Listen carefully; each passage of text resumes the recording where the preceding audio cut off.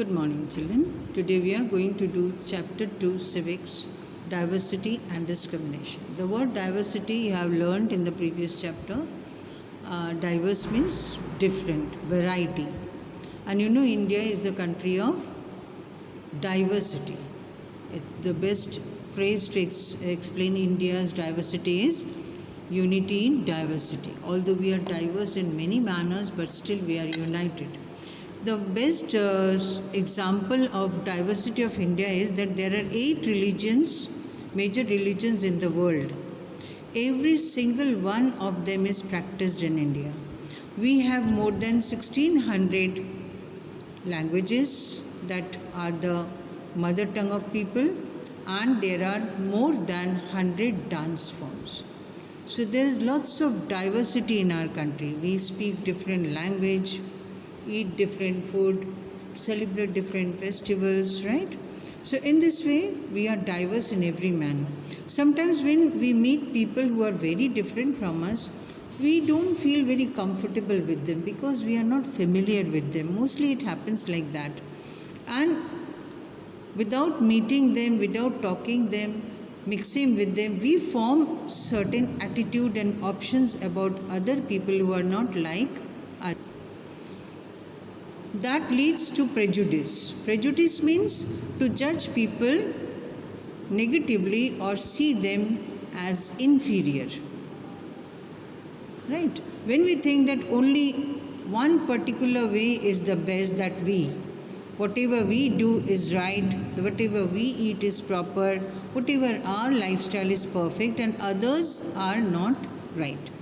At that time, it creates lots of prejudice about that particular group.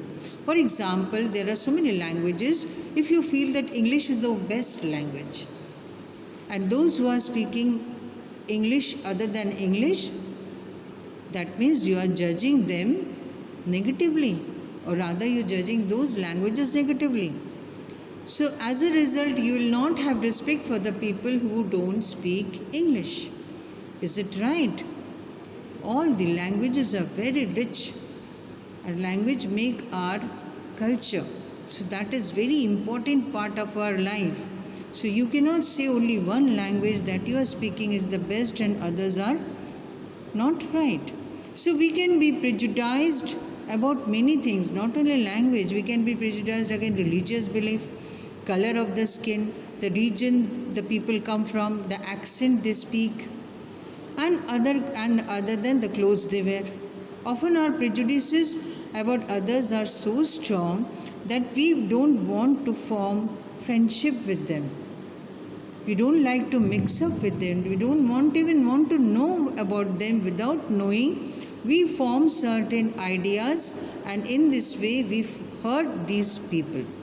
This creates stereotype. What does stereotype means?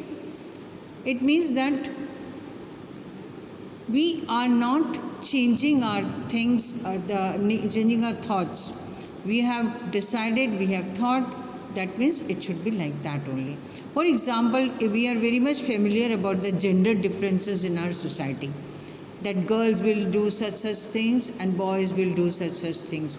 Boys cannot do this or girls cannot do that. That is not perfect.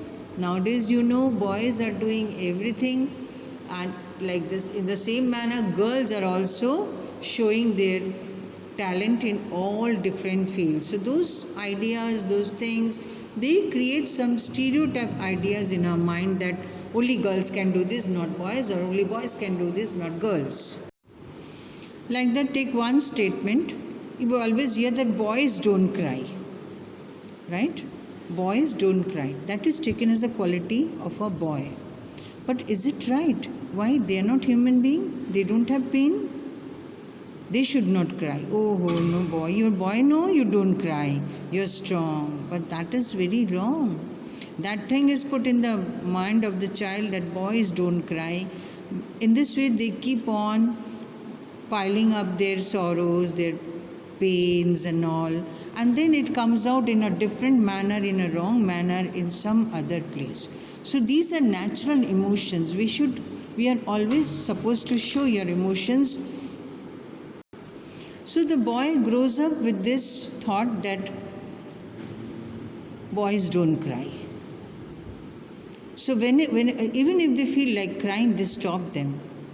They stop them, and if they are not able to control, they hide their tears and cry somewhere. So in this way, they grow with the thought that no, I am a boy, I should not cry. Right? So they grow up like that only, and that's not right. They cannot cry in front of others. They are also human beings. They have natural emotions like that. It should come out. So this is a very typical stereotype thinking that boys don't cry. So generally it is said that girls are very soft and gentle. But is it true? All the girls are soft and gentle? No. You will find girls who are very sweet, soft, gentle. Even you will find very rude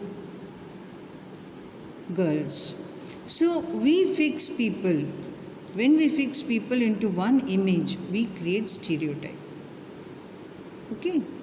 So we may say that people of that particular country or particular religion or particular region are lazy, criminal, dumb. That means they are using stereotype ideas. Is it possible? People of whole country is lazy. All the people of that particular religion are dumb. Is it possible? It is not possible. There are stingy, generous people everywhere in every country, in every religion. You will find these qualities everywhere. Okay, mixed of all these qualities, we will find people across the whole world. In a country, in a city, in religion, you will find all the qualities in particular group. It is not that only one particular group, one particular state or one particular city people are like that. That when we say that, that means we are having a very stereotype idea about the whole lot. Everyone cannot be same. Everyone will not be the same. They cannot have the same quality. So stereotype, when we have stereotype ideas about people, no, that stop us from what? That stop us from seeing the unique quality of the other individual. The other individual whom we are taking as in a stereotype thinking, that person must have a special quality.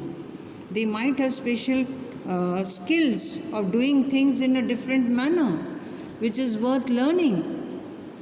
But we fit them in one particular group, one particular pattern, and one particular stereotype thinking. So that actually affect us and prevent us from knowing the good qualities or the best things in the others.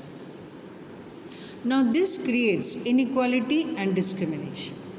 When we judge people in advance without knowing them, and we start creating discrimination against them. Discrimination happens when people act on their prejudices or stereotype. If we do something to put other people down, if we stop them from taking part in certain activities and taking up jobs, or stop them from living in certain neighborhood, prevent them from taking water from the same well and hand pump, or not allow them to drink tea in the same cups or glasses as others, you are discriminating against them. So these are discrimination. You are not mixing with them, you have some prejudice against them, so you show them or see them as low to you. So that creates discrimination. Discrimination can take place because several reasons. You remember in the last chapter we have seen Samir Ek and Samir Do. Samir Ek and Samir Do, they belong to two different religion, two different culture, right? So they belong to different religion. This aspect was diversity. But however, this diversity can also be a source of discrimination. Because of diversity, discrimination comes. Groups of people who may speak certain language, follow a particular religion, live in specific religious areas, may be discriminated against as their customs or practices may be seen as inferior. Then another difference, in between Samir Ek and Samir Do. Samir Do was quite. So another difference between the two Samirs was that Samir Do was poor and Samir 1 was rich. Right? So this actually not exactly diversity, this comes under inequality. So inequality, how it comes? Because they don't have sufficient resources to meet their needs, to meet their all basic needs. They are experiencing discrimination in offices, in hospitals, in schools, everywhere they are badly treated just because they are poor. Some people also experience both type of discrimination. Earlier I have read that some group of people, just because they belong to some other religion or live in some other region or speak some different language, they are being discriminated. And if they are poor, that means they are facing both discriminations, because their culture is not valued by the people. They belong to the group whose culture is not valued.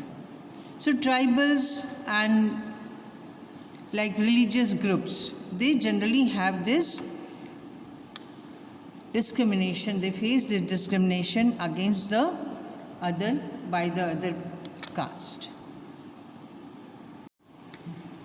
Then another type of discrimination is that children, we follow different professions, occupations to earn our livelihood.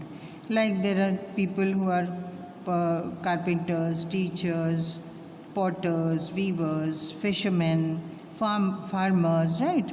So we follow these different professions to earn our livelihood. Now, there are some more people who are engaged in cleaning, washing, cutting hair, picking garbage. These tasks are seen as less or inferior, or they have less value. And people who are doing this, they are taken as dirty and impure. Is it right? Imagine when the person comes to collect garbage from our house, we say, "Maa kachra wala aaya hai." Who is kachra wala? We are kachra wala or they are kachra wala? We are actually kachra wala. They are should be called safai karmi aaya hai mummy, right? We always take these people generally take these jobs as dirty or impure. Imagine if they don't do these works. Barber doesn't cut hair, the garbage is not picked from your house, right? The roads are not clean. What will happen? Are we going to live very happily with this such type of garbage and dirts? No. So we should respect all the professions, because all the professions have their own importance, own value in our life. So this belief is very important aspect in the caste system. So in caste system, there was a system was just like ladder.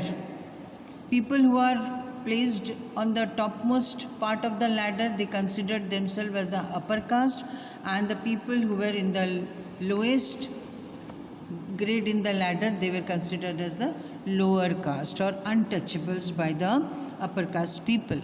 Those who were doing these menial jobs of cleaning the village and carrying all garbage or dirts from every house. So there is a word used for untouchables that is called Dalit. Untouchables, they are called untouchables, and Dalit means those who have been broken. Those who have been broken. This word, according to Dalit, shows how social prejudices and discriminations have broken the Dalit people. They are broken. They are born. They are as equal to all the people, but they are being put into the lowest grade of the ladder, and they are given certain assigned work, and they are not allowed to do anything beside that. So they are considered as Dalit, broken. Then government had given this group the name scheduled caste. They are given as scheduled caste. Now the children just see that some groups of people were forced to pick garbage. Not all. In the earliest society, They were taken as untouchables, they were not touched. Untouchables meant they were not living inside the village, they were living outside the village, they were not allowed to draw water from the wells in the village, they were not allowed to enter the temples, they were not allowed to, their children not allowed to sit with the other children in the school, they were sitting beside or different separately from the other children, they were not allowed. And upper caste children were sitting, sometimes they were not allowed inside the classroom, they were sitting outside the classroom when upper class children are sitting inside the classroom. So this type of discriminations were going. Children, you know about Dr. Bhimrao Ambedkar, who is known as the father of Constitution, He also suffered a lot of caste-based discrimination because he belonged to a lower caste. I'll tell you one incident. When he was just 9 years old, his brothers and his cousins, they actually went to visit their father who was posted at Koregaon in Maharashtra. When they reached the station, nobody came to pick them up, neither their father nor his servant. So they were waiting for someone to come and pick them up. At the time, the station master watched them and he went and asked them about the problem. When they said that they are new to that place and nobody has come to pick them up, so the station master felt very bad for the children. Looking at them, he was very sure that these children are Brahmin children. But still he asked. When he asked, Bhimrao Ambedkar didn't bother at all. He just then told that he belongs to a lower caste, that is Mahar. He is a Mahar. The moment the station master heard that they belong to Mahar, he left them then there only and went away. And there he did not come back at all. When it started getting dark, they were getting scared, nobody had come. Then the station master had a change of heart and came to help them to get a bullock cart on hire. But by this time, all the people around the railway station knew that these children belonged to lower caste and untouchables. So no bullock carts were ready to take them. Even when they wanted to pay double the fare, they did not agree. This was the situation that people they thought that they'll pollute their vehicle by taking them. This was the situation, children. Like this, many more incidences happened in his life, and he is the first Dalit who came forward and fought for the Dalits. He came forward and fought for the Dalits. He was born into a Mahar caste, which was considered untouchables.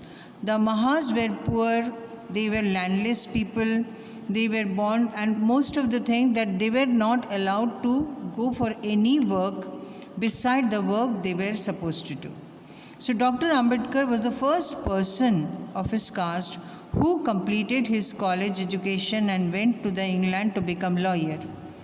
And he urged all the Dalits to take different kinds of government job, because in order to move out of the caste system, they have to work for themselves, they have to fight for themselves. She always insisted people to educate themselves and go for government jobs. Then later he adopted Buddhism. Why? Because this religion did not discriminate anybody, rather members were treated equally. All the members were treated equally. Dr. Ambedkar believed that Dalits must fight the caste system and work towards the society based on respect, and not just for a few but for all persons. That means all should have dignity and respect in the society, irrespective of the caste, religion, culture, whatever it is. Then children, we were ruled by the British for many years. So when British was ruling us, we were struggling to get ourselves free. So these people, they were fighting so many problems. Just see, fighting the British as well as inside the society, the caste system, right? Dalits were fighting to get the dignity. Women, tribals and farmers were fighting to against the inequalities they were going through. So in this way, all were fighting in some or the other manner to get their respect, dignity in the society. So as pointed out earlier, many Dalits organized themselves. They organized themselves and they wanted entry into the temples. Women demanded that they should have the right to educate themselves. Like men, they should also go to school. Then farmers and tribals, they wanted to free themselves from the hands of the grasp of the money lenders who were lending the money at a very high interest which was beyond their capacity. So in this way, we were fighting at different levels. When our country became free in 1947, at that time it was very difficult to decide how to remove these inequalities which existed for so many years. So the people who made constitution, what is constitution? Constitution is a document in which all the rules and regulations are written on the basis of which the nation will function. So those who wrote constitution, it was a big challenge for them to remove these inequalities, because our country is a diverse country. So they had a vision that constitution should ensure that people of India were considered equal. This equality of all persons is seen as a key value. Okay. All Indians should be equal. Everyone has equal rights and opportunities. Untouchability is seen as a crime. It is seen as a crime. People were free to choose the kind of work they wanted to do. There was no caste binding. Constitution also placed responsibility in the government so that they can take different steps according to the need, which maintains right to equality for poor and other marginal communities. As you know, ours is a diverse country. Different people of all religions live in this country. So when the people who wrote constitution, they had this thing in their mind that all the religions should have freedom.